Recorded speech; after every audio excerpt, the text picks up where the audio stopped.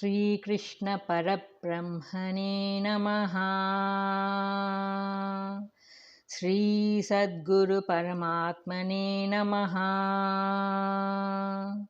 సర్వమహర్షిభ్యో నమః.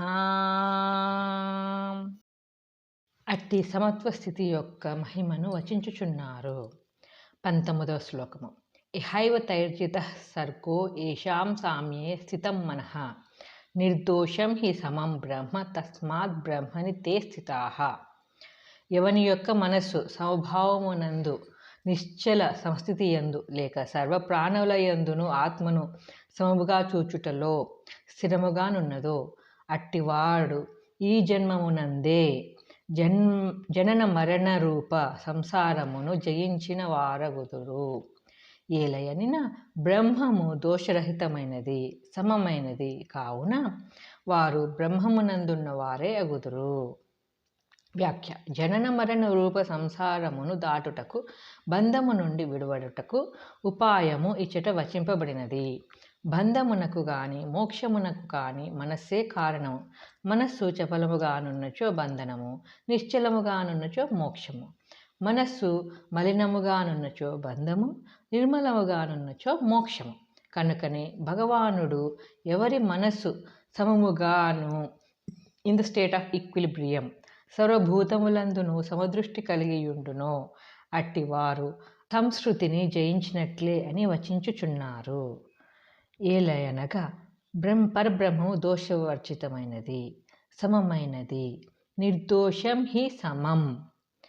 ఎవరి మనస్సు ఆ ప్రకారముగా దోషరహితమై సమమయ్యున్నదో వారు తప్పక బ్రహ్మము అందే కాపురము ఉన్నవారగుదురు. బ్రహ్మని తే స్థితాః అనగా మోక్షభాగులగుదురు. సజాతీయ వస్తువులందు సజాతీయ వస్తువే కలియును కాని విజాతీయ వస్తువు కాదు. నీటిలో నీరే కలియును కాని నూనె కలవదు.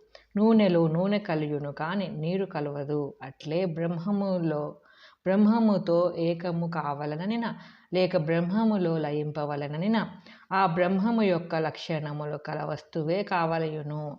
ఆ బ్రహ్మము యొక్క లక్షణములు రెండు ఇచ్చట వచింపబడినవి. అవి ఏ దోషరాహిత్యము, సమత్వము. కాబట్టి మనస్సును ఆ రెండు సల్లక్షణములను ప్రయత్నపూర్వకముగా స్వీకరించినచో అత్తడి వారి బ్రహ్మమందు లయించుటకు అర్హమై ఉండును. ఈ పరమసత్యమునే భగవానుడు ఈ శ్లోకమున విశదీకరించుచున్నారు. సత్వపురుషయో శుద్ధి సామ్యే కైవల్యం అని పతంజలి మహర్షి వచించియున్నారు. అనగా శుద్ధతయందు, నిర్విషయత్వమునందు, సమత్వమునందు మనస్సు బ్రహ్మముతోటి సమాన స్థాయిని ఎప్పుడు అందుకొనునో అది ఏ మోక్షస్థితి అని అర్థము. మనస్సు ఎప్పుడు నిర్మలమై క్రమముగా ఆత్మవలే అత్యంత శుద్ధత్వము, అత్యంత నిర్దోషత్వము, అత్యంత సమత్వమునందునో అప్పుడే మనుజుడు కైవల్యమున పడియునని భావము. మోక్షప్రాప్తికి అది ఏ సుముహూర్తము. న మోక్షో న బసః పృష్ఠే పాతాళే న చ భూతలే మోక్షో హి చేతో విమలం సమ్యక్ జ్ఞాన విబోధితం అనే వశిష్ఠ మహర్షియు నుడివి ఉన్నారు. అనగా మోక్షమనున్నది ఆకాశములో కానీ, పాతాళమందు కానీ, భూతలమందు కానీ లేదు. సమ్యక్ జ్ఞానము వలన కలుగు నిర్మల చిత్తమే మోక్షము అని అర్థము.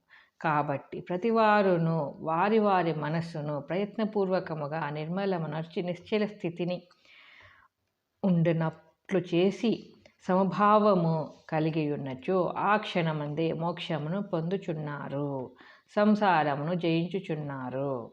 ఇహైవ అని చెప్పుట వలన పై గుణములు కలవారు ఇచ్చోటనే ఈ జన్మనందే తరించిపోగలరు అని స్పష్టం చేయబడినది. కావున ఇప్పుడు సాధన చేసినచో ఎప్పుడో ఏ జన్మమందో ముక్తి లభించునని ఎవరునూ దిగులు పడనక్కర్లేదు. ఫలితము ఇప్పుడే చేతికి చిక్కును. మోక్షమునకు కాల నియమము కానీ, దేశ నియమము కానీ లేదు. ఏ సమయమున ఏ చోటునందు మనసు నిర్మల నిశ్చల సమస్థితి పొందునో ఆ సమయముననే మనుజుడు ముక్తుడగునని ఇచ్చట వచింపబడినది. సామ్యే స్థితం అను దానికి అర్థము చిత్తము ఒడుదుడుకులు లేక సమముగా నిశ్చలముగా నుండుటయు సర్వభూతములయందును సమముగా వ్యాపించి ఉన్నట్టి ఆత్మను వీక్షించుటయు నగును. ప్రాణులను చూచునప్పుడు దేహదృష్టి కానీ మనోదృష్టి కానీ లేక ఆత్మదృష్టియే కలవాడు సర్వభూతములను సమముగా వీక్షింపగలుగును. అట్టి సమత్వ స్థితి కలిగి చిత్తమందు ఎట్టి పరిస్థితులయందైనను కల్లోలము విక్షేపము లేక నిశ్చలత్వమును కాపాడుకొనుచుండవలెను. ఈ ప్రకారముగా మోక్షమునందుటకు సంసార బంధమును విచ్ఛిన్నమునర్చుటకును మాయను జయించుటకును భగవానుడు జీవులకు చక్కటి రాజబాటను చూపిరి. మరియు ఈ శరీరము ఉన్నప్పుడే అట్టి కైవల్య స్థితిని పడేయవచ్చును హామీ కూడా ఇచ్చిరి. ఏషాం అని చెప్పినందువలన ప్రతివారును అట్టి దశను పొందవచ్చునని ధైర్యమును కూడా కలుగచేసిరి. ప్రశ్న: ఈ సంసారమును ఎవరు జయించుదురు? ఉత్తరము: ఎవరి మనస్సు దోషరహితమై స్వభావము కలిగియుండునో వారు జయించగలరు. ప్రశ్న: భవదుఃఖమును దాటుటకు ఉపాయములేవి? ఉత్తరము: మనస్సునందు ఏ విధమైన పాపము దోషము లేకుండుట, నిశ్చల స్థితి కలిగి సర్వభూతములందు సమదృష్టి ఆత్మదృష్టి కలిగియుండుట. ప్రశ్న: బ్రహ్మము ఎట్టిది? ఉత్తరము: దోషరహితమైనది, సమమైనది. ప్రశ్న: జీవులు మోక్షమును ఎప్పుడు పొందుదురు? ఉత్తరము: ఏ క్షణమున మనస్సును నిర్మలము చేసుకొందురో, మనస్సునందు సమస్థితిని కాపాడుకొని సమదృష్టిని కలిగియుందురో ఆ క్షణమందే మోక్షము పొందుదురు. ఆ బ్రహ్మజ్ఞాని యొక్క మరికొన్ని లక్షణములను చెప్పుచున్నారు. 21వ శ్లోకము. న ప్రహృష్యేత్ ప్రియం ప్రాప్య నోద్విజేత్ ప్రాప్య చాప్రియం స్థిరబుద్ధిర సమ్మూఢో బ్రహ్మవిద్బ్రహ్మని స్థితః. స్థిరమగు బుద్ధి కలవాడును, మోహరహితుడును, బ్రహ్మమందు నిలకడ కలవాడును బ్రహ్మజ్ఞాని ఇష్టమైన దానిని పొందినప్పుడు సంతోషమును కానీ, అనిష్టమైన దానిని పొందినప్పుడు దుఃఖమును కానీ పొందకుండును. వ్యాఖ్య: బ్రహ్మ సాక్షాత్కారమునొందిన వారికి గురుతు ఏమియో ఇచ్చట వచింపబడినది. అజ్ఞానికి జ్ఞానికి గల భేదము వారి ఆచరణ యందే వ్యక్తమగును.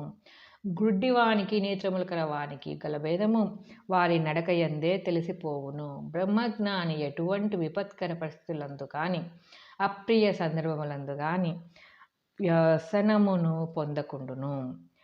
అట్లే ఎటువంటి సౌఖ్యప్రదములగు పరిస్థితులందు కానీ ఉప్పొంగడు. రెండిటి యందును అతడి చిత్తము ఒడిదుడుకులు లేక స్వభావముతో ఉండును.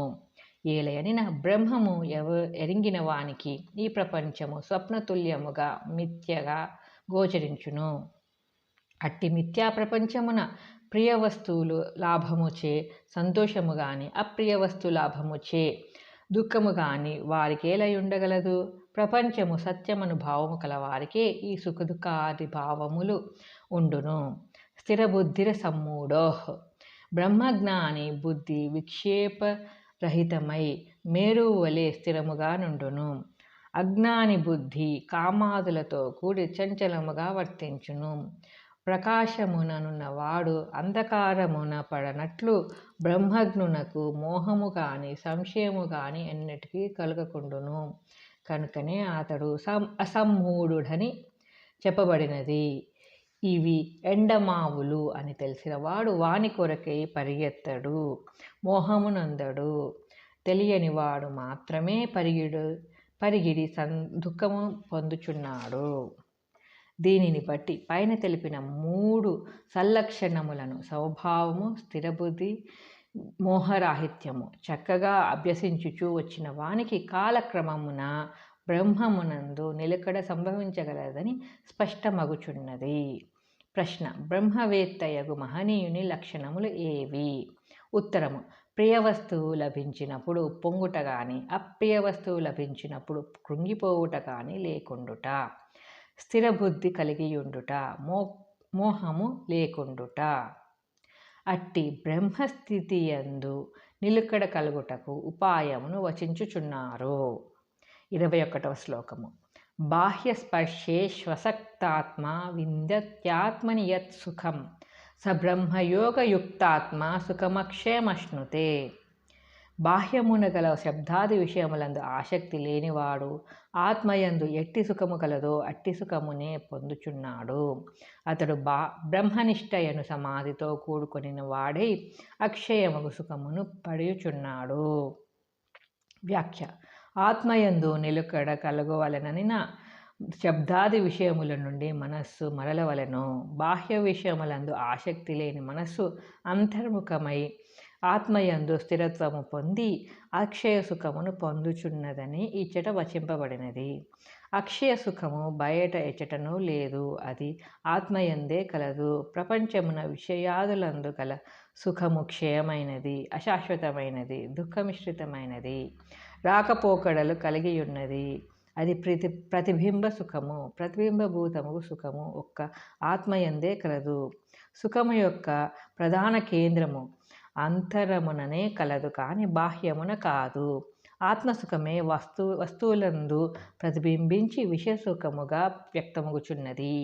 ఈ సత్యమును తెలుసుకున్న జాలక అవివేకులగు జనులు సుఖము బయటనున్నదని తలంచి ఎముకను కొరకు కుక్క తన నోటి నుండి జారిన రక్తమునే ఆస్వాదించుచు అది ఎముక నుండి వచ్చినదని భ్రమించు చందమున ఈ శబ్ద స్పర్శాది విషయముల కొరకై పరిగెడుచు ఎండమావులను వలె వానిని వెన్నంటుచు జీవితమును వ్యర్థమును చేసుకొనుచున్నాడు. ప్రతిబింబ రూప క్షణిక సుఖమును శాశ్వత సుఖమని తలంచి గొప్ప ప్రమాదంలో పడిపోవుచున్నారు. కానీ విఘ్నుడగు వాడు బాహ్య విషయములందు ఆసక్తి లేనివాడై అభ్యంతర ఆత్మ సుఖము కొరకే అన్వేషించుచు దానిని బడిసి కృతార్థుడగుచున్నాడు. విషయములపై విరక్తి జనింపనిచ్చో మనస్సు అట నుండి మరలి అంతర్ముఖము కానేరదు, ధ్యానము సరిగా జరగదు. కాబట్టి అంతరాత్మ సుఖానుభవమునకు ముందుగా బాహ్య వస్తు వ్యామోహము నశించి దృశ్య పదార్థముల ఎడ విరక్తి జనింపవలెను. కనుకనే భగవానుడి ఇచట బాహ్య స్పర్శే శ్వసక్తాత్మ అని షరతు ముందుగా విధించుటకు కారణమైనది.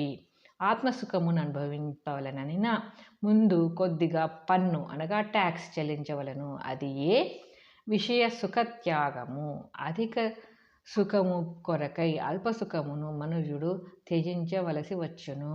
త్యాగే నైకే అమృతత్వ మానశు అను శృతివాక్యము ఈ సత్యమునే బోధించుచున్నది. కాబట్టి ఇంద్రియ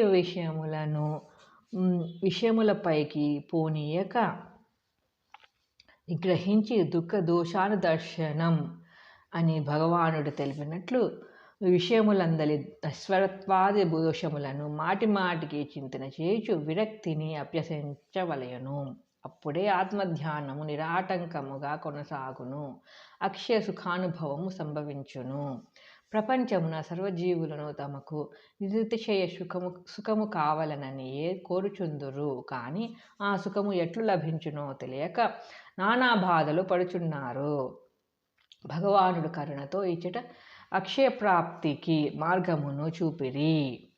అది ఏ విషయ విరక్తి. దానిని అవలంబించి నిరతిశయానందమును పడసి జన్మను ధన్యము గావించుకొనవలెను. ఈ శ్లోకము ద్వారా ఈ కింది విషయములను వెల్లడియగు చేయుచున్నారు. సుఖము బాహ్యమున లేదు, అంతరమున ఆత్మయందే కలదు. బాహ్య సుఖము క్రియాశీలమైనది, నశ్వరము, దుఃఖమిశ్రితమైనది.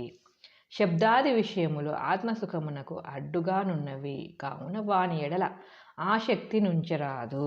వాని వెంట పరియుడు వాడు ఆత్మసుఖమును అనుభవించలేడు. ప్రశ్న: ఆత్మసుఖము ఎట్టిది?